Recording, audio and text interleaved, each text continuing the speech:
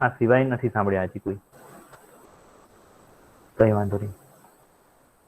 હવે આપણે શું જોઈશું? આ બધા એકમો જે લખ્યા છે ને તેમના સૂત્રો જોઈશું વારા પ્રતિવારા. ઓકે, સૌથી પહેલું શું જોઈશું આપણે? મોલારિટી, કેપિટલ એમ. મોલારિટીનું બીજું નામ શું છે? મોલ પ્રતિ લીટર, જેની સંજ્ઞા શું છે? કેપિટલ એમ. ઓકે, મોલારિટીની વ્યાખ્યા કદાચ 9મા કે 10મા નથી આવ્યું.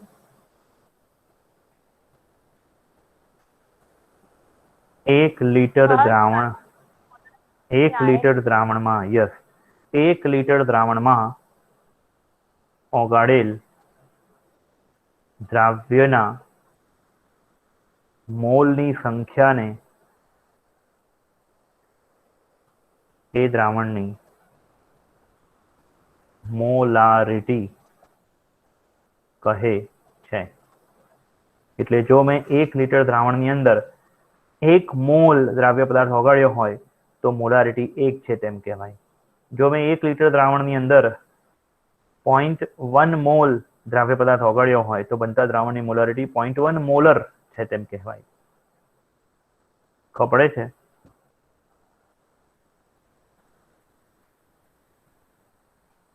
જો 1 લીટરની અંદર મેં 0.5 મોલ દ્રાવ્ય પદાર્થ ઓગાળ્યો હોય તો બનતા દ્રાવણની મોલારિટી 0.5 મોલર છે તેમ કહેવાય.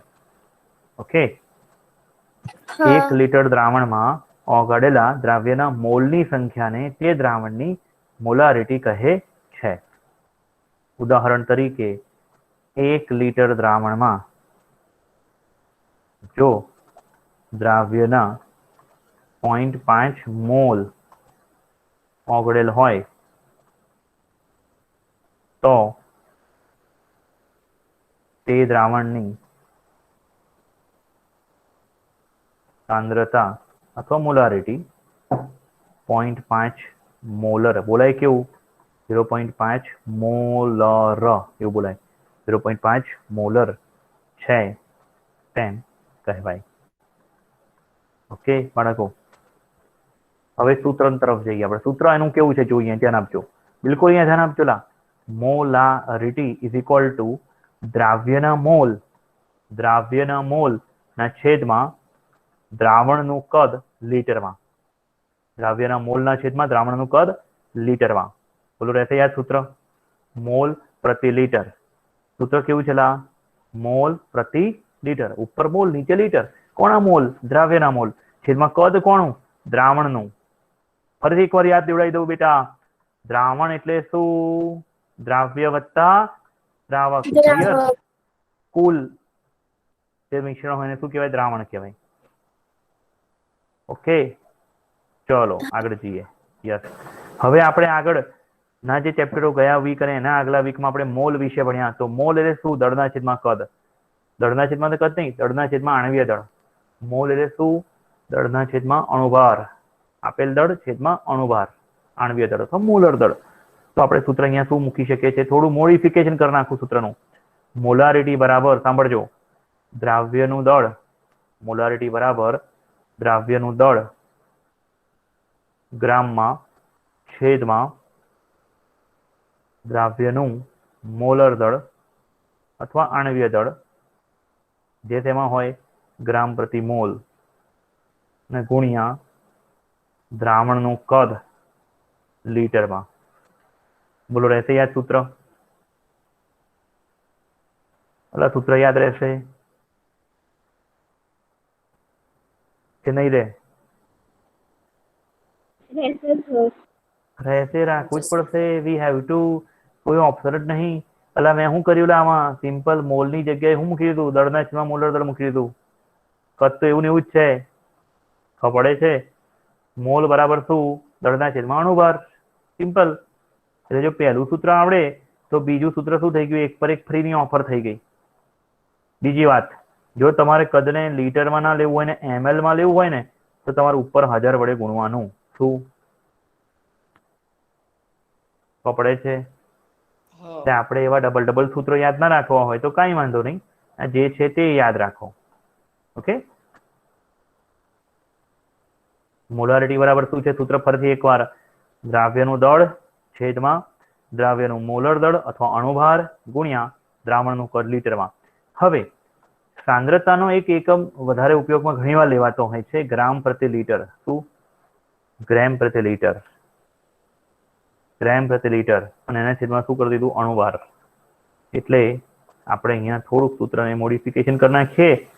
Molarity is equal two gram પ્રતિ લીટર માં સાંદ્રતા છેદમાં મોલર દળ. કોણ મોલર દળ? દ્રાવ્યનું મોલર દળ. દ્રાવ્યનું મોલર દળ. ઠીક છે. એ સિવાય બી ઘણા બધા સૂત્રો છે. અત્યારે આટલું યાદ રાખો હાલમાં. Molarity capital M. ઓકે, પછી આગળ જઈએ બીજા નંબર પર. મોલાલિટી અથવા મોલ પ્રતિ કિલોગ્રામ, જેની સંજ્ઞા છે સ્મોલ m. 1 કિલોગ્રામ, સાંભળજો લા, 1 કિલોગ્રામ દ્રાવકમાં ઓગાળેલા દ્રાવ્યના મોલની સંખ્યાને તે દ્રાવણની મોલાલિટી કહે છે. એકવાર શાંતિથી વ્યાખ્યા વાંચો મનમાં. 1 કિલોગ્રામ દ્રાવકમાં ઓગાળેલા દ્રાવ્યના મોલની સંખ્યાને તે દ્રાવણની મોલાલિટી કહે છે. હવે આ વ્યાખ્યાને કમ્પેર કરો ઉપર મોલારિટીની વ્યાખ્યાને. મોલારિટી કેપિટલ M ની વ્યાખ્યા શું હતી? 1 લીટર દ્રાવણમાં ઓગાળેલા દ્રાવ્યના મોલની સંખ્યાને તે દ્રાવણની મોલારિટી કહે છે. એટલે કેપિટલ M ની વ્યાખ્યામાં શું લખેલું હતું? 1 લીટર દ્રાવણ. 1 લીટર શું લખેલું છે મેં? દ્રાવણ. અહીંયા મેં શું લખેલું છે જુઓ જરા, 1 કિલોગ્રામ દ્રાવક. એટલે સમજ પડે છે શબ્દોની મારામારી છે રસાયણ વિજ્ઞાન.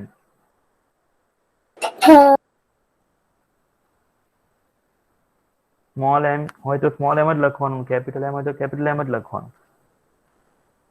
અને પછી આ મોલારિટીના સ્મોલ m ને પેલો મીટર નહીં લઈ લેવાનો. એ પાછું એ તો પછી પ્રેક્ટિકલ બુદ્ધિની વાત છે.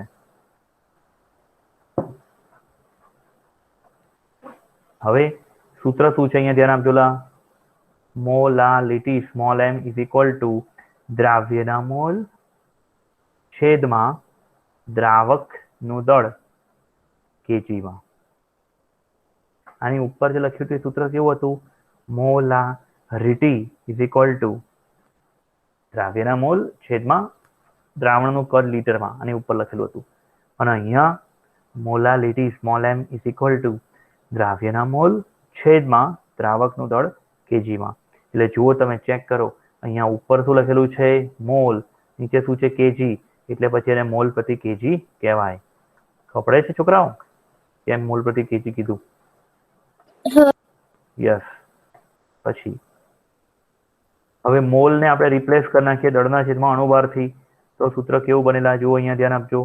મોલાલિટી ઇઝ ઇક્વલ ટુ દ્રાવ્યનું દળ ગ્રામમાં છેદમાં દ્રાવ્યનું મોલર દળ ગ્રામ પ્રતિ મોલમાં ગુણ્યા દ્રાવકનું દળ શેમાં? કેજીમાં. હવે જો કોઈ વિદ્યાર્થીને દળ કેજીમાં ના લેવું હોય, દળને કેજીમાં ના લેવું હોય અને ગ્રામમાં લેવું હોય તો ઉપર શું કરવાનું? 1000 વડે ગુણવાનું. ઠીક છે. પણ મોટે ભાગે આપણે શું કરીશું? ગ્રામમાં, કિલોગ્રામમાં લઈશું. કન્ફ્યુઝ ના થઈએ. ઓકે. પેલા જેવું જ થયું લા. હમણાં આની આગળ કર્યું હતું એ જ ને, કે મોલ ની બદલે મેં શું મૂક્યું? દળના છેદમાં મોલર દળ. એટલે પહેલું સૂત્ર આવડે તો બીજું સૂત્ર ફ્રી થઈ ગયું. એની પર એક ફ્રી ની ઓફર થઈ ગઈ. હે ને? બીજું આપણે એમસીક્યુ માટે એક શોર્ટકટ સૂત્ર યાદ રાખીશું. એમસીક્યુ માટે એક શોર્ટકટ સૂત્ર.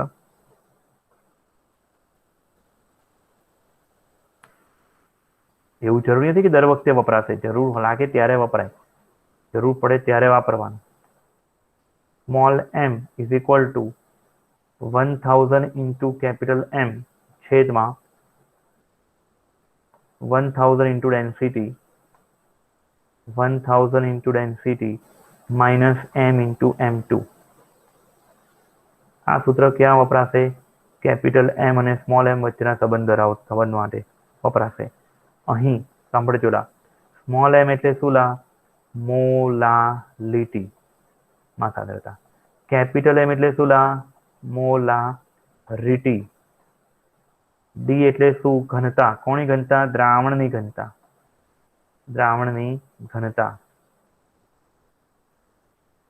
ઓકે. પછી M2 એટલે શું? દ્રાવ્યનો અણુભાર અથવા મોલર દળ. દ્રાવ્યનો અણુભાર. જનરલી વન સંજ્ઞા આપણે છે ને દ્રાવકને આપીશું, 2 નંબર આપણે દ્રાવ્યને આપીશું. રહેશે યાદ? જે વધુ છે તેને 1 નંબર, જે ઓછો છે તેને 2 નંબર. ઓકે.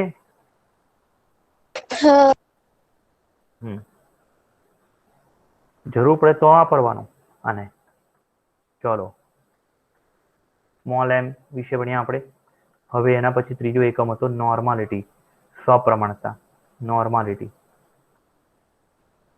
અહીં ધ્યાન આપજો લા.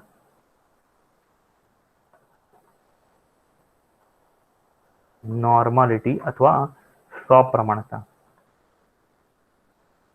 જેનો સંજ્ઞા છે n, કેપિટલ N. 1 લીટર દ્રાવણમાં ઓગાળેલા દ્રાવ્યના ગ્રામ તુલ્યાંકની સંખ્યાને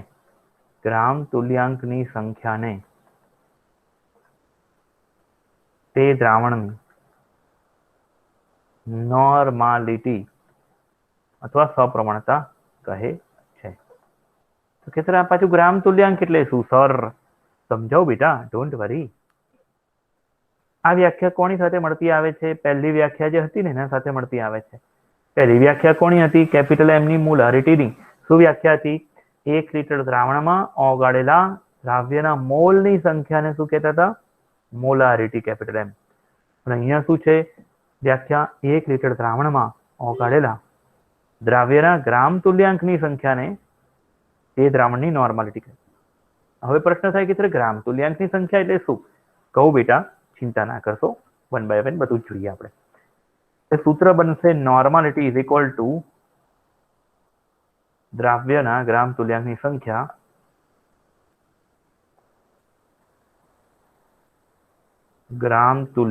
સંખ્યા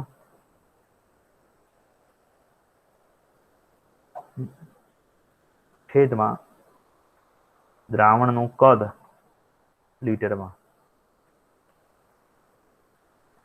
ગ્રામ તુલ્યાંકને ઇંગ્લિશમાં કહેવાય છે gram equivalent. Gram equivalent, number of gram equivalent upon volume of solution in litre. હવે આ ગ્રામ તુલ્યાંકની સંખ્યા એ વળી શું છે સમજાવું તમને, ડોન્ટ વરી. ગ્રામ તુલ્યાંકની સંખ્યા બરાબર આપેલ દળ ગ્રામમાં છેદમાં તુલ્ય ભાર.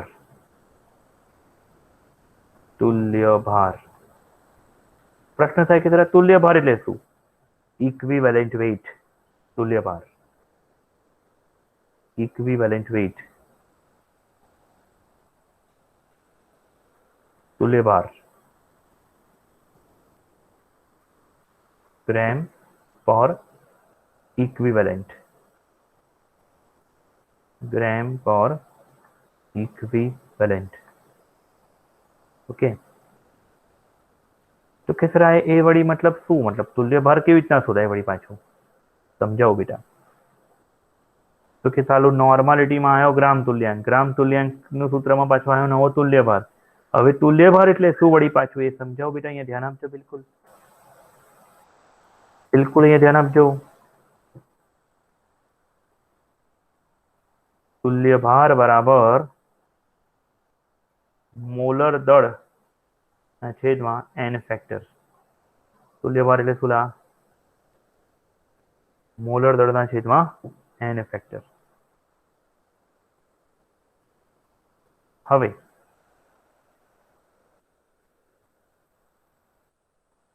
સમીકરણ 1 ને અને સમીકરણ 2 ને આપણે શું કરીએ? સરખાઈએ. સમીકરણ 1 માં સમીકરણ 2 ની કિંમત મૂકતા તો શું થશે? સમીકરણ 1 માં સમીકરણ 2 ની કિંમત મૂકી દે તો શું થશે? તમને કહું છું.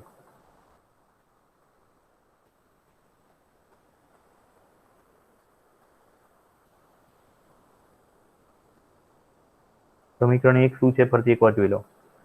સમીકરણ 1 શું છે? ગ્રામ તુલ્યાંકની સંખ્યા છેદમાં કદ લીટરમાં. સમીકરણ 2 શું છે? ગ્રામ તુલ્યાંકની સંખ્યા ઇક્વલ ટુ આપેલ દળ છેદમાં तुल्य भार. તો જો આપણે એને ઉપર મૂકી દઈએ તો નોર્માલિટીનું સૂત્ર શું થઈ જાય? નોર્માલિટી ઇઝ ઇક્વલ ટુ શું થાય? દ્રાવ્યનું દળ, આપેલ દળ છેદમાં દ્રાવ્યનો तुल्य भार. દ્રાવ્યનો तुल्य भार ગુણ્યા દ્રાવણનું કદ લીટરમાં. એટલે સમજ પડે છે હો કે ના? हाँ सर।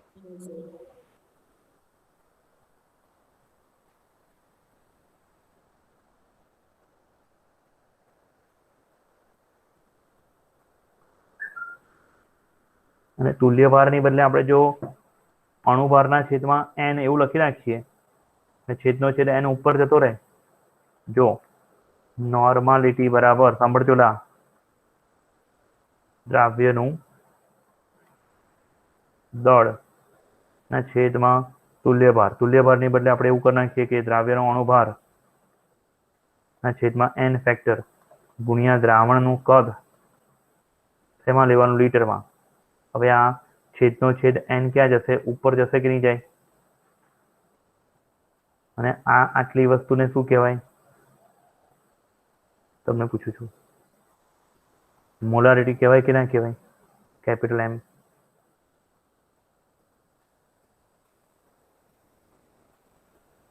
તમને પૂછું છું લા, શું થયું ખબર પડે છે?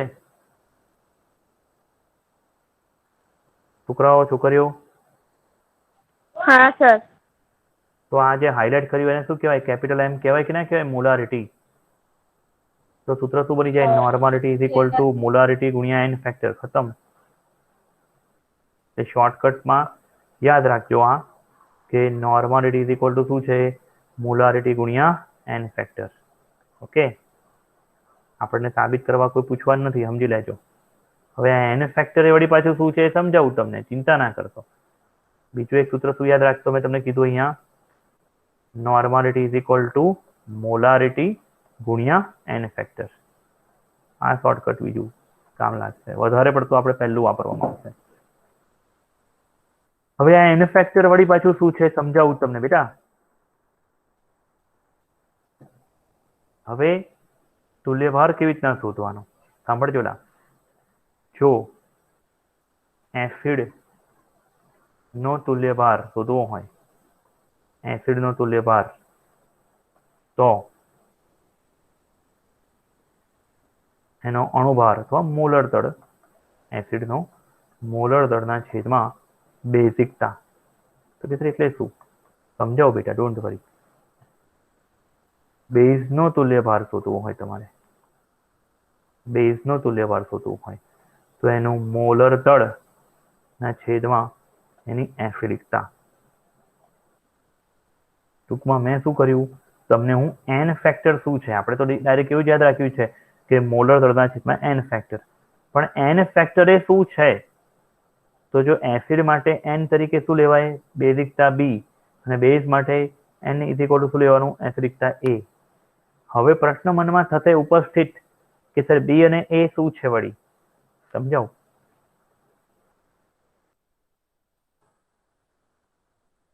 એસિડ અલગ અલગ એસિડની વાત કરીશ અને અલગ અલગ બેઝ માટેની વાત કરીશ. આ સૂત્રો યાદ રાખજો. એસિડનો તુલ્યભાર એટલે શું? મોલર દળના છેદમાં બેઝિકતા. બેઝનો તુલ્યભાર મોલર દળના છેદમાં એસિડિકતા. ઉદાહરણ તરીકે જો હું HCl ની પ્રક્રિયા કરાવડાવું NaOH સાથે તો શું થશે? NaCl વત્તા H2 આવું થશે કે નહીં થાય? થશે. પણ જો એ જ HCl ને બદલે H2SO4 ની પ્રક્રિયા લઉં તો H2SO4 ને NaOH સાથે પ્રક્રિયા કરાવું તો એને કેટલા NaOH સંપૂર્ણ તટસ્થીકરણ કરવા માટે 2 NaOH ની જરૂર પડશે કે નહીં? તો પ્રક્રિયા નિપજ બનશે Na2SO4 વત્તા 2H2O. તો આ આપણે શું સૂચવવા માંગે છે આ પ્રક્રિયા? કે પહેલા વાળા કેસમાં HCl ના 1 મોલે NaOH ના કેટલા મોલ સાથે પ્રક્રિયા કરી? એક સાથે. જ્યારે અહીંયા H2SO4 ના 1 મોલ વડે NaOH ના કેટલા મોલ ટપકી ગયા? 2 મોલ. તો બોલ કોણ પાવરફુલ એસિડ કહેવાય? જેમાંથી પાવરફુલ કોણ કહેવાય? એસિડનો દુશ્મન છે બેઝ. એસિડ વડે દુશ્મનનો 1 મોલ વપરાયો. નીચેવાળા કેસમાં એસિડ વડે દુશ્મનના બેઝના 2 મોલ વપરાયા. તો બોલ સ્ટ્રોંગ કોણ થયો કહેવાય? બીજા વાળો જ ને. Yes yes. તો એટલા માટે આપણે એવું કહી શકાય કે HCl ની બેઝિકતા 1 છે અને H2SO4 ની બેઝિકતા કેટલી છે? 2 છે. એવું કહેવાય. તો કેટલા બેઝિકતા કેવી રીતે નક્કી થતી હશે? એને કેટલા H+ મુક્ત કર્યા તેના આધારે. કેટલા H+ મુક્ત કર્યા તેના આધારે. ખ્યાલ આવે છોકરાઓ? યસ. કેટલા H+ મુક્ત કર્યા તેના આધારે.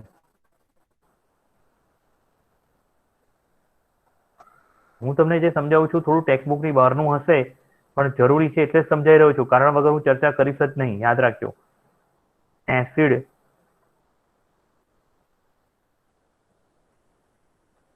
ના એક અણુ દ્વારા મહત્તમ કેટલા H+ ગુમાવાય છે તેના આધારે તેની બેઝિકતા નક્કી થતી હોય છે. બરાબર.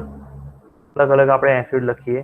અલગ અલગ એસિડ, વિવિધ એસિડ જેમ કે HCl. તો એની બેઝિકતા HCl ની બેઝિકતા 1. HNO3 nitric acid. આ લોકોના નામ તો ખબર છે ને તમને લોકોને બધાના? તો હું લખી નાખું બાજુમાં. આનું નામ શું છે? Hydrochloric acid. Hydrochloric acid. એની બેઝિકતા કેટલી લેવાની? 1. કેમ કે એક જ H+ મુક્ત કરે છે. HNO3 નું નામ શું છે? Nitric acid. Nitric acid. એની 1. HNO2 એનું નામ છે નાઇટ્રસ એસિડ. Nitrous acid. એની પણ 1. પછી HCOOH મિથેનોઇક એસિડ અથવા ફોર્મિક એસિડ. મિથેનોઇક એસિડ અથવા ફોર્મિક એસિડ. એની પણ 1.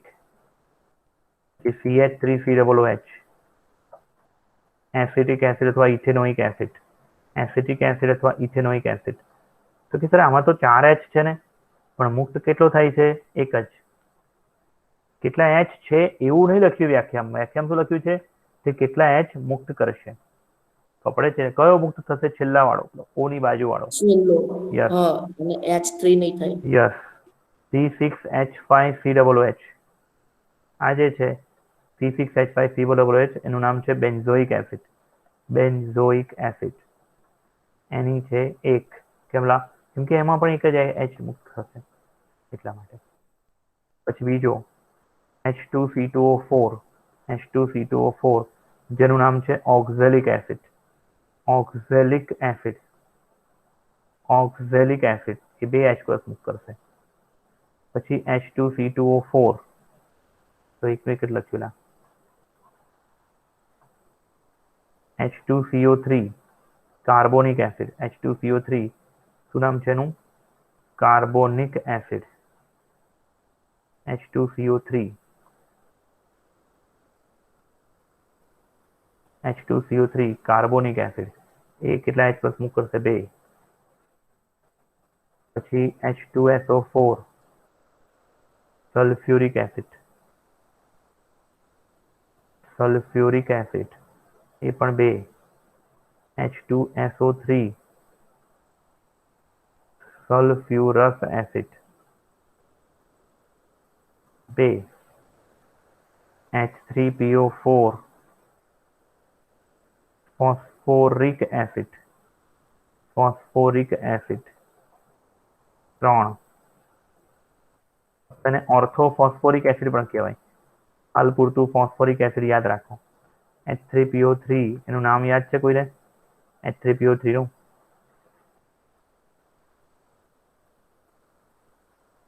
મને ઇન્સ્ટન્ટ જવાબ નહીં મળે તો મજા નહીં આવે યાર. ફટાફટ જવાબ મળવો જોઈએ. H3PO2 આનું નામ છે હાઇપોફોસ્ફરસ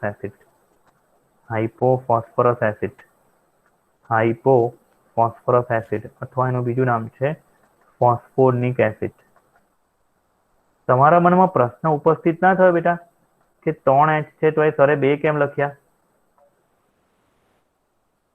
થયો ને? થયેલો પણ હવે હશે કઈ સરે કઈ લોજિક ચલાવ્યું હશે. હશે એવું ના હોય. જો અહીંયા ધ્યાન આપો શું લોજિક છે તમને સમજાવું. જો ભાઈ અહીં ધ્યાન, નજર હટી, દુર્ઘટના ઘટી. જો આ H3PO4 નું સ્ટ્રક્ચર કેવું છે તમને કહું. H3PO4 માં ફોસ્ફરસ એની સાથે ઉપર ડબલ બોન્ડ થી એક O, સાઈડ પર ડબલ બોન્ડ થી O ની સાથે H, OH, O ને H વચ્ચે સિંગલ બોન્ડ હશે, નીચે એક OH અને જમણી બાજુ OH. તો કેટલા હાઇડ્રોજન એવા છે જે O સાથે કનેક્ટેડ છે? 3. જે 3H મુક્ત થઈ જાય છે કેમ કે ઓક્સિજનની હરામખોરગીરીના કારણે ઓક્સિજન શું કરે છે? બંધના ઇલેક્ટ્રોન પોતે ખેંચી લે છે. એટલે H પ્લસ શું થઈ જાય છે? નીકળી જવું પડે છે. H3PO3 ફોસ્ફરસ એસિડમાં ફોસ્ફરસ સાથે ડબલ બોન્ડ O, પછી OH, બીજો OH અને ત્રીજી બાજુ ખાલી H જ છે. મતલબ કે ખાલી 2 જ હાઇડ્રોજન એવા છે જે O સાથે કનેક્ટેડ છે અને O એમના વિરુદ્ધ શું કરે છે? હરામખોરગીરી. એટલે O શું કરે છે? હાઇડ્રોજનને લાત મારીને ભગાડ દે, ચાલ જા ફૂટ એમ. એટલે H પ્લસ બિચારો નીકળી જાય છે, થનથન ગોપાલ થઈ જાય. પણ ફોસ્ફરસ અને હાઇડ્રોજન વચ્ચે એવું ટેન્શન છે જ નહીં. એટલા માટે ફોસ્ફરસ હાઇડ્રોજનને છોડતો નથી, એ ઇઝીલી બંધ તૂટતો નથી. જ્યારે H3PO3 ને પાણીમાં નાખીએ છીએ તો કયા H પ્લસ છૂટા પડે છે? O સાથે ડાયરેક્ટ જોડાયેલા. તો કે એનું બંધારણ બી સર અમારે યાદ રાખવું પડશે. હાલમાં કદાચ યાદ નહીં રાખો તો ચાલશે, પણ આગળ જતા તો આની જરૂર પડશે જ. ઓકે, આ ચેપ્ટરમાં કદાચ સ્ટ્રક્ચર તમને કામ નહીં લાગે, પણ આનો જવાબ આ છે. આના કારણે આવું થાય છે. અને H3PO2 માં એક જ H એવો છે જે O સાથે સંકળાયેલો છે ડાયરેક્ટલી, જે એને કારણે H પ્લસ એક જ મુક્ત થાય છે. ભલા ખબર પડે છે હો કે ના? बात की गहराई को समझ रहे हो बच्चों? दिमाग की बत्ती को जलाओ. એ સિવાય બી બીજા ઘણા એસિડ છે હજી તો. બીજું છે C6H5OH, જેને કહેવાય છે ફિનોલ, જેની બેઝિકતા પણ એક જ છે. ભલે ને 6H છે પણ મુક્ત કેટલો થાય છે? એક જ. ઓકે, ચલો. તો કે સર તો આનું અમારે શું કરવાનું થાય? આ લિસ્ટનું અમારે શું કરવાનું? અલા આ લિસ્ટનું શું કરવાનું લા? ધારો કે તમને મેં આપી દીધી બેઝિકતા બી, H2SO4. ધારો કે H2SO4 કઈ ગયો લા? આ રહ્યો. H2SO4 ની બેઝિકતા કેટલી છે? 2. તો એનો અણુભાર છે 98. 98 ભાગ્યા 2 કરશો ને તેનો તુલ્ય ભાર મળશે તમને. શું મળશે? તુલ્ય ભાર કેટલો? 49 મળશે. એટલે અણુભારને n વડે ભાગવાથી આ થાય n ફેક્ટર. આ બધું લખ્યું છે ને તમે 2, 3 એ બધું શું છે? n ફેક્ટર બેઝિકતા. જેને તમે અણુભારથી ભાગશો તો શું મળશે? તુલ્ય ભાર. અને જે તુલ્ય ભાર તમને ક્યાં કામ લાગશે? નોર્માલિટી શોધવા માટે. સમજ પડે છે હો કે ના? ખબર પડે છે?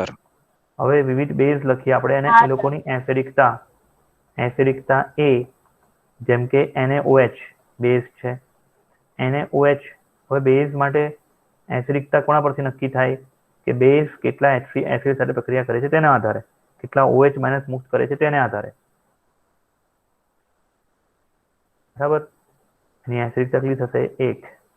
પછી KOH તેની પણ 1. પછી BaOH ટ્વાઇસ બેરિયમ હાઇડ્રોક્સાઇડ એ 2 OH માઇનસ મુક્ત કરશે તો 2. પછી AlOH થ્રાઇસ એમાં 3. પછી અમોનિયામાં OH માઇનસ છે જ નહીં તો બ્રોન્સ્ટેડ લોરીની વ્યાખ્યા લગાડવાની.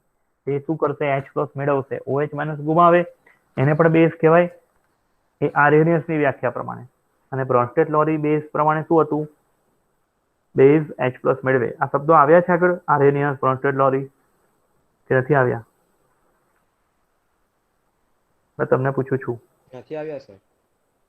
એસિડ બેઝ નથી થિયરી, આવ્યો. ઓકે, એસિડ બેઝ સિદ્ધાંત નથી આવ્યો તો કઈ નહીં, હું તમને સિમ્પલ ભાષામાં સમજાવું. હવે એમોનિયામાં તો OH છે જ નહીં તો એ એમોનિયા બેઝિક છે કેમ કે એ એમોનિયા શું કરે છે, H પ્લસ મેળવે છે પાણીમાંથી શું કરે છે H પ્લસ મેળવે છે. પાણીમાં 2 આયનો હોય, કયા કયા, H પ્લસ અને OH માઇનસ. પાણીમાંથી H પ્લસ એને મેળવી કાઢ્યો, બનાવ્યું શું NH4+1 વત્તા OH માઇનસ. જ્યારે NaOH ની પ્રક્રિયા લખવી હાવ હેલ્ધી હતી, NaOH ને પાણીમાં ઉમેરીએ ને તો એની પ્રક્રિયા લખવી હાવ હેલ્ધી હતી, ખબર છે. એટલે આને શું કર્યું, OH માઇનસ ગુમાવ્યો. બેઝની 2 વ્યાખ્યા કે બેઝ OH માઇનસ ગુમાવે અને અહીંયા બેઝ H પ્લસ મેળવે. કેટલા H પ્લસ મેળવે છે અને અથવા કેટલા OH માઇનસ ગુમાવે છે તેને આધારે તે એની એસિડિકતા નક્કી થતી હોય છે. ઓકે,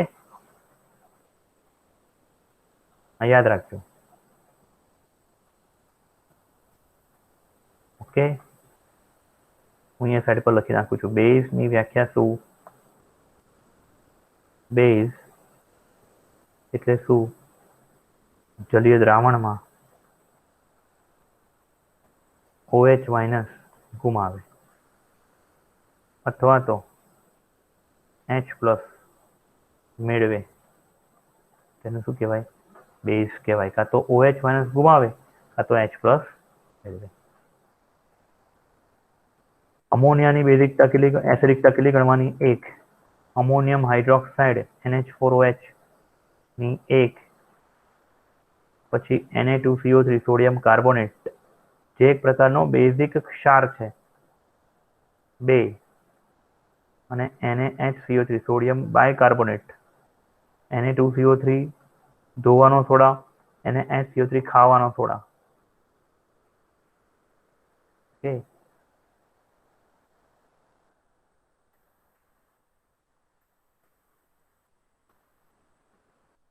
ખબર પડે છે છોકરાઓ, યાદ રહેશે? હા સર. હા સર. બીજું, આ તો મેં એસિડ બેઝ વિશે સમજાવ્યું. પછી એના પછી આગળ બીજું, ધાતુનો તુલ્યભાર. તો ધાતુ આયનનો તુલ્યભાર, ધાતુ આયનનો તુલ્યભાર બરાબર ધાતુનો પરમાણુ ભાર ના છેદમાં તેનો ઓક્સિડેશન આંક. ધાતુનો ઓક્સિડેશન આંક, સાદી ભાષામાં કહીએ તો વીજભાર. જેમ કે એલ્યુમિનિયમનું એના પોતાના સંયોજનની અંદર +3 વીજભાર હોય, એલ્યુમિનિયમના પોતાના સંયોજનોમાં કેવો વીજભાર હોય, +3.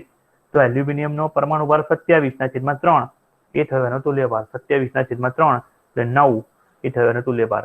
ધારો કે મેગ્નેશિયમની વાત કરું તો મેગ્નેશિયમ પોતાના સંયોજનોમાં +2 સ્વરૂપે હોય છે તો મેગ્નેશિયમનો પરમાણુ ભાર 24/, એનો ઓક્સિડેશન આંક 2 તો 24/2 12 એ થયો એનો તુલ્યભાર.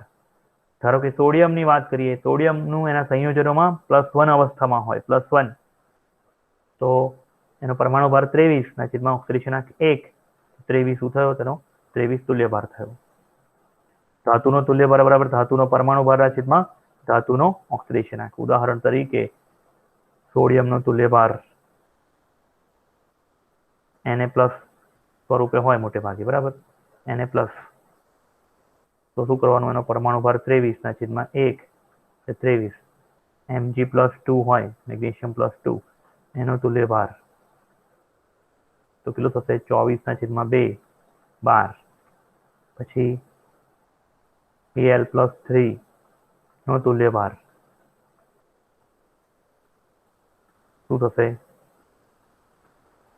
27/3 9. ઓકે. ત્રીજું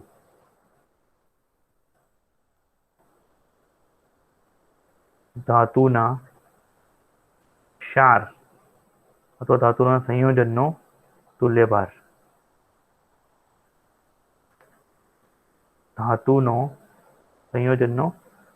ધાતુના ક્ષારનો તુલ્યભાર તો એ કઈ રીતે શોધાશે કહું. મોલર દળ અથવા અણુભાર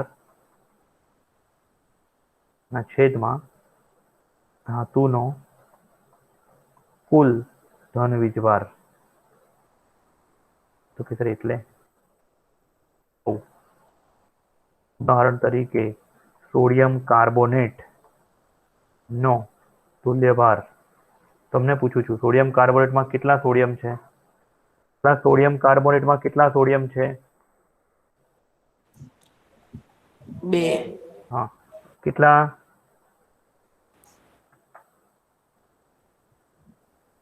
કેટલા સોડિયમ? 2. 2. શું બે કરો એટલે બકરી છો? બે કર્યા કરો? Sir 2 sodium. મજાક કરું એટલે.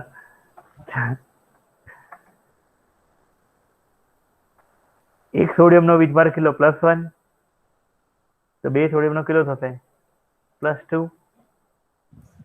+2 થશે ને બેટા? તો આનો તુલ્યભાર બરાબર Na2CO3 નો અણુભાર અથવા મોલર દળ. એ તમે શોધી કાઢો મોલર દળ. મોલર દળ કેવી રીતના શોધાય? મોલર દળ કેવી રીતના શોધાય? સોડિયમનો પરમાણુ ભાર વત્તા કાર્બનનો પરમાણુ ભાર વત્તા ઓક્સિજનનો પરમાણુ ભાર, રાઈટ? અને છેદમાં એનું શું કરવાનું? 2. કેમ 2? કેમ કે +1 વાળા 2 છે એટલા માટે. ખ્યાલ આવે છોકરાઓ? દિમાગની બત્તી જલે છે લા? હમણાં હું શીખવાડ્યું? એ જ છે ને કે સોડિયમ 2 છે એટલા માટે +1 × 2 + 2. હવે ધારો કે આવું હોત, ચાલ Al2SO4 થ્રાઇસ આવું પૂછ્યું હોત તો Al2SO4 થ્રાઇસ તો એલ્યુમિનિયમ +3 છે આપણને ખબર છે, પણ એવા કેટલા એલ્યુમિનિયમ છે? 2. તો ટોટલ વીજભાર કેટલો થશે? +3 × 2 + 6 થાય ને? કુલ ધન વીજભાર કેટલો થયો? +6. તો મારે શું કરવું પડશે? તેના મોલર દળ અણુભારના ભાગ્યા શું કરવું પડશે? 6 કરવું પડશે લા. 6. યસ. Al2SO4 થ્રાઇસ નો મોલર દળ ના છેદમાં શું કરવું પડશે? 6. ખ્યાલ આવશે છોકરાઓ?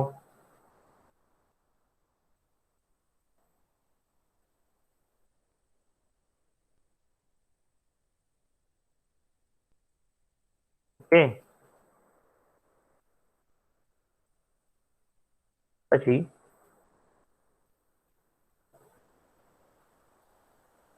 ત્યારબાદ ત્રીજા નંબર પર આ ત્રીજું જ સમજાવ્યું હતું ને મેં ધાતુનું. યસ. ચોથું આ તુલ્યભાર વિશે ચોપડીમાં આટલું બધું નહીં આપ્યું, મને ખબર છે. હું કામ સમજાઈ રહ્યો છું? કોમ્પિટિટિવ એક્ઝામ પર્પઝથી એટલા માટે ડિસ્કસ કરી રહ્યું છે આ બધું. ઓકે. ચોથી વસ્તુ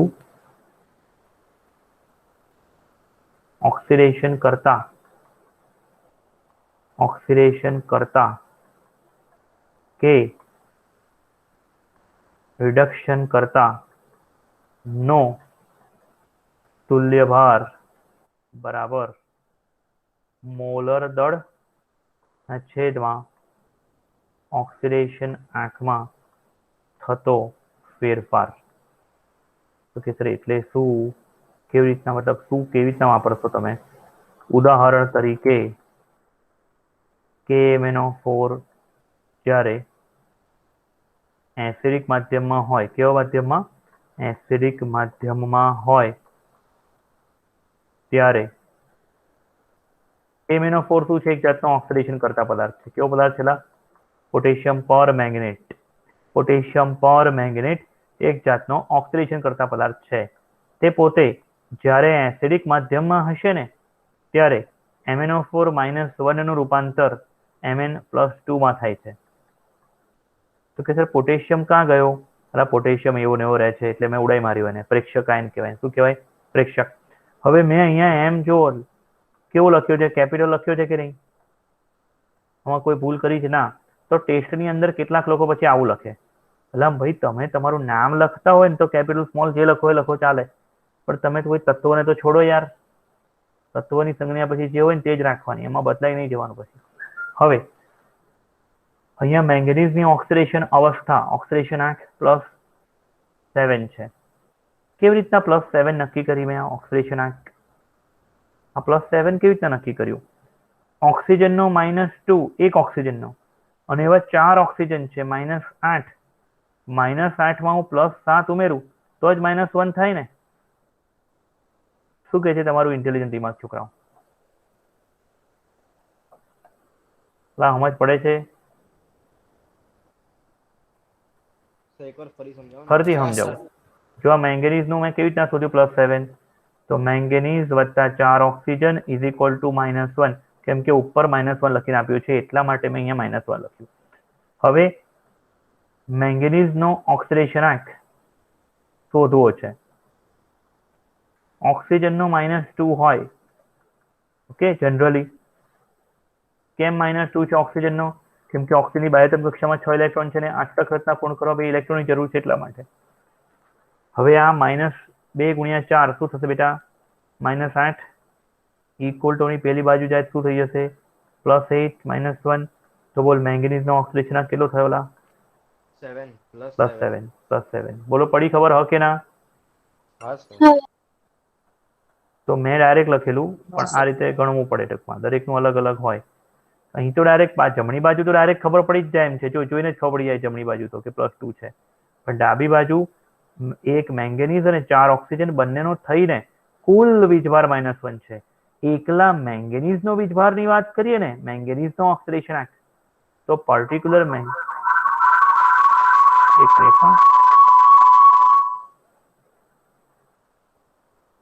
એકલા મેંગેનીઝના ઓક્સિડેશન આંકની વાત કરીએ ને પર્ટિક્યુલર, તો કેટલો છે? +7. કેટલાનો ફેરફાર થયો? +7 થી +2 કેટલાનો ફેરફાર થયો? 5 નો ફેરફાર થયો ને લા? ઓક્સિડેશન આંકમાં કેટલાનો ફેરફાર થયો લા? +5 નો. 5 નો ફેરફાર. એટલે મારે 5 ઇલેક્ટ્રોન. પછી ઓક્સિડેશન આંકમાં શું થયો? વધારો થયો કે ઘટાડો થયો? તો કે ઘટાડો થયો. અને ઘટાડો થાય ને તો રિડક્શન કહેવાય, અને ઇલેક્ટ્રોન કઈ બાજુ ઉમેરવાના હોય? પ્રક્રિયક બાજુ. તો મેં કેટલા ઇલેક્ટ્રોન ઉમેર્યા? 5 ઇલેક્ટ્રોન ઉમેર્યા. આ પ્રક્રિયાને શું કહેવાય? રિડક્શન પ્રક્રિયા કહેવાય. શું કહેવાય? રિડક્શન પ્રક્રિયા. યા અહીં KMnO4 નો તુલ્ય ભાર બરાબર તેનું મોલર દળ ના છેદમાં 5. કેમ કે ઓક્સિડેશન આંકમાં કેટલાનો ફેરફાર થાય છે? 5 નો ફેરફાર થાય છે એટલા માટે. પડે છે? ચલો બીજી વસ્તુ શીખવાડું.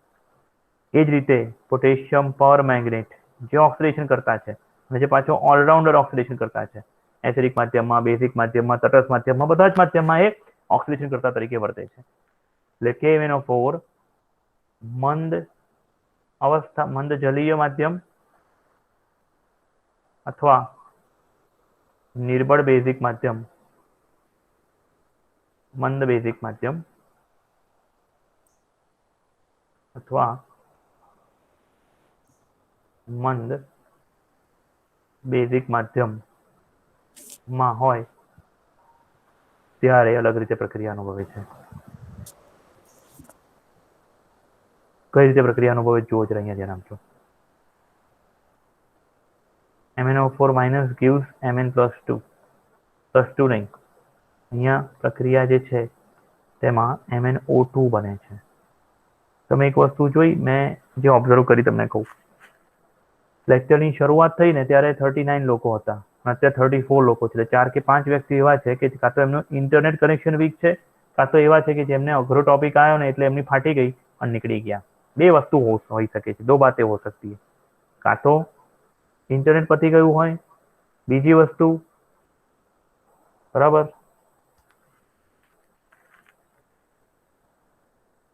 હેલી વસ્તુ તો કોઈ બી ભણશે લા, અઘરી વસ્તુ તમે મોઢે કરશો તો જ મજા આવશે.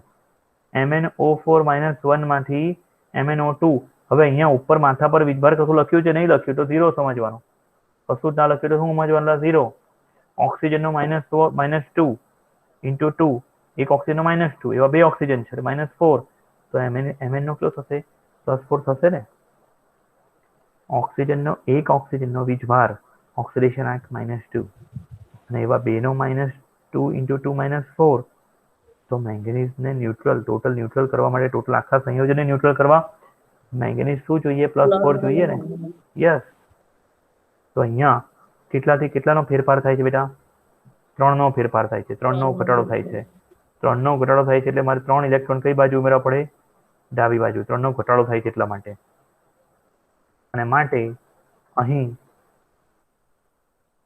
KMnO4 અથવા MnO4-1 નો તુલ્ય ભાર KMnO4 નો તુલ્ય ભાર બરાબર મોલર દળ તેનું અણુભાર ના છેદમાં 3 કરવું પડે ખ્યાલ આવે છે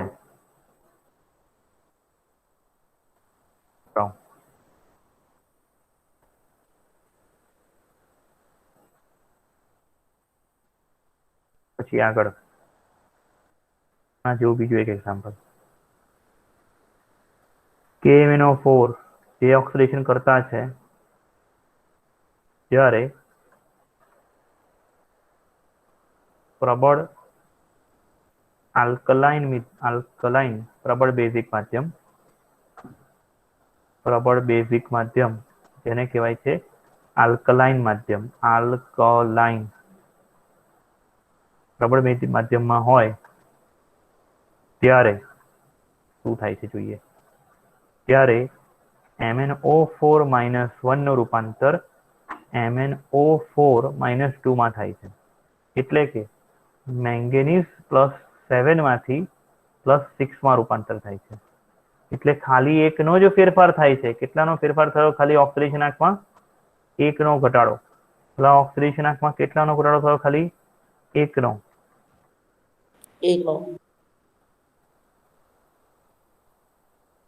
તો પછી અહીંયા તુલ્ય ભાર માટે અહીં KMnO4 નો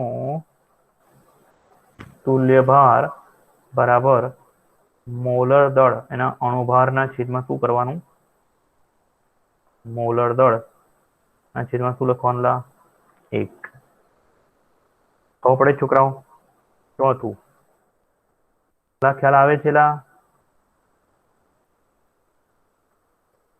ઓકે ના અલા ખબર પડે છે બેટા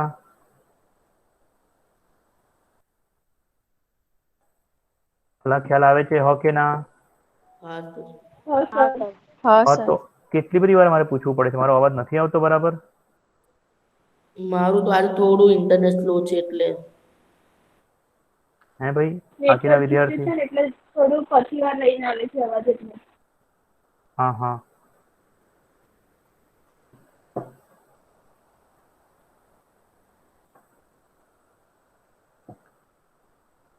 અને એવરી ટાઈમ તમે કોઈ પણ વિષયમાં ભણતા હોય ત્યારે એવી અપેક્ષા સાથે બેસવાનું જ નહીં કે ભાઈ મને જે આવડે છે તે જ ભણે કરશે જે આવડે છે તે જ ભણ કરશો તો તમારો મતલબ હું નવા ભણવાનો કેટલી વસ્તુ એવી જ હશે કે જે પહેલી પણ તમારો અભિગમ કેવો હોવો જોઈએ પ્રોપર કે ના હું સમજુ સર જે કહી રહ્યા છે તે સમજુ પોટેશિયમ ડાયક્રોમેટ કે જે પણ એક ઓક્સિડેશન કરતા પદાર્થ છે K2Cr2O7 જ્યારે એસિડિક માધ્યમમાં હોય ત્યારે K2Cr2O7 માંથી Cr2O7-2 લખું છું ખાલી Cr2O7-2 નું રૂપાંતર 2Cr+3 માં થાય છે હવે અહીંયા Cr2O7-2 જે છે તેમાં એક ક્રોમિયમનો ઓક્સિડેશન આંક +6 છે કેવી રીતના મેં શોધ્યો હશે 2Cr + 7 ઓક્સિજન = -2 2Cr + 7 × -2 ઓક્સિજનનો -2 7 × 2 = 14 -14 પેલી બાજુ જાય શું થાય +14 -2 તો +12 તો એક ક્રોમિયમનો કેટલો થયો +6 ખબર પડી આ કેલ્ક્યુલેશન? हाँ તો 1 ક્રોમિયમનો ઓક્સિડેશન કેટલો થયો? +6. આ બધું ગણતાય શીખશો તમે, ચિંતા ના કરશો, ધીરે ધીરે બધી જ વસ્તુઓ આવશે. અત્યારે ખાલી જે લોજિક તુલ્યભાર વાળો લોજિક મારે ક્લિયર કરવો છે કે તુલ્યભાર શોધવા શું કરવાનું છે? અણુભારને n વડે ભાગવાનું. તો એ n દરેકમાં અલગ અલગ છે તે આપણે શીખી રહ્યા છે. અહીંયા +6 1 ક્રોમિયમનો, 2 ક્રોમિયમનો +12, અહીંયા 1 ક્રોમિયમનો +3 દેખાય જ છે, એવા 2 ક્રોમિયમનો +6. તો 12 માંથી 6 કેટલાનો ઘટાડો થયો? 6 નો ઘટાડો થયો. ઓક્સિડેશન આંકમાં 6 નો ઘટાડો, અને એટલા માટે મારે 6 ઇલેક્ટ્રોન ડાબી બાજુ લખવા પડશે, +6 ઇલેક્ટ્રોન લખવા પડશે. ઓકે, અને માટે અહીં સર બોલો બેટા. તમે આના પહેલાના દાખલામાં 1 ઇલેક્ટ્રોનનો ઘટાડો હતો તો ત્યાં તમે 6 ઇલેક્ટ્રોન કેમ લખ્યા? અને અહીંયા તો એક જ લખ્યું છે ને. હારે જો પતી ગયું ને ચોથું. તો બીજું K2O4 ના પતી ગયું? આનો થોડી હતો. +7 થી +6 કેટલાનો ફેરફાર થયો? +7 હતું ને +6 થયું તો કેટલાનો ફેરફાર થયો? 1 નો. હા, પડી ખબર બેટા દીકરી? તો એની ઉપરનું જોઈએ આપણે. +7 થી +4 3 નો ઘટાડો થયો ને. 7 માંથી 4 થયું, 3 નો ઘટાડો થયો ને. હા પછી એની આગળ જો 7 માંથી 2 એટલે 5 નો ઘટાડો થયો. ખબર પડી બેટા દીકરા? એમ નહીં સર. તો તારે ફરતી સૂત્ર બતાવું. 6 લખ્યા છે ને એની તો વાત કરતી હતી. જો આ +7 માંથી +2 તો છેદમાં 2 લખ્યું છે કે 5 લખ્યું છે? છેદની વાત નહીં કરતી. તો તમે આ સર MnO4 માઇનસ કર્યું, પછી કેવું તમે 6 ઇલેક્ટ્રોન માઇનસ, પછી 5 હા ઇલેક્ટ્રોન હા હા હા હા માઇનસ. હા હા હા હા હા હા હા અહીંયા ભૂલ કરી છે એવું બોલ ને. હા હા +1 હા, આવે. +1 ઇલેક્ટ્રોન. ઓકે, મને લાગ્યું તું એ 1 કેવી રીતના આવ્યું એ પૂછે છે. ઓકે, 6 એ રીતે ભૂલ હતી ઉપર. બરાબર. પછી ના 6 કેમ લખ્યું એ તો ખબર પડી ને. હા એ તો ખબર પડી ગઈ. ઓકે, એટલે આનો તુલ્યભાર કેટલો થાય? મોલર દળ આ છેદમાં શું કરાય? 6. ઓકે, હવે હા બાકીનું પછી નેક્સ્ટ લેક્ચરમાં જોઈશું. કાલે ભાઈ 12 વાગે લેક્ચર નહીં સેટ થાય નહીં તમારા લોકોને? તમારે કાલે છેલ્લામાં છેલ્લો લેક્ચર પતે કેટલા વાગે છે? પતતો કેટલા વાગે હોય છે છેલ્લામાં છેલ્લો લેક્ચર? 5 વાગ્યા પછી પતે. 12 વાગે તમારે નડતું હોય છે કાલે છોકરાઓ? ના સર ચાલશે. અમાર તો નહીં હોતું, મેથ્સ વાળા બાયોલોજી વાળાનું ખબર નહીં.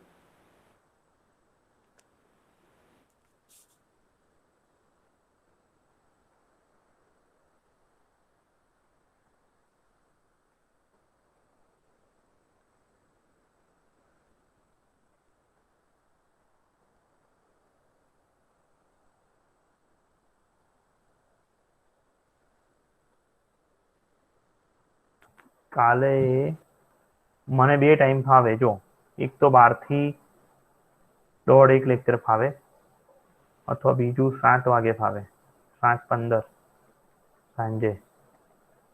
કાલે 12 વાગે ચાલશે. સર 12 વાગે ચાલશે. સર 12 વાગે હા કેમ સર. કે ફિઝિક્સનો ટેસ્ટ છે. શું કહે છે? ફિઝિક્સનો પછી સવા ફિઝિક્સનું સવા 2 છે. એ તો મને ખ્યાલ છે, એ તો મને ખ્યાલ છે. હવે હું મેસેજ કરું. ચલો તમને આ બેમાંથી કયો ટાઈમ? કેમ કે મને જે છોકરાએ મેસેજનો ટાઈમનું કીધેલું ને અત્યારે છે નહીં ગ્રુપમાં, એટલે મારે પૂછવું છે. પછી હું તમને કહું કાલે. કાલે નહીં, હમણાં રાત્રે જ પણ સર કહું. સાંજે કોઈને વાંધો નહીં આવે, સાંજે નહીં સાંજે તો વાંધો. હા હા, પણ હું તમને એ જ તમને કહું છું, નક્કી કરીને તમને કહું, મેસેજ કરીશ. ઓકે, કાલે બાકીના આગળના સૂત્રો આપણે જોઈશું. આ PDF હમણાં તમને મળી જાય, સાંજે લખી નાખજો ચોપડામાં, અને મોઢે કરીને લખજો. એમને ઉતારો ના કરતા, બરાબર? હોમવર્કના ચોપડામાં બી લખજો, ક્લાસના ચોપડામાં બી લખવાનું.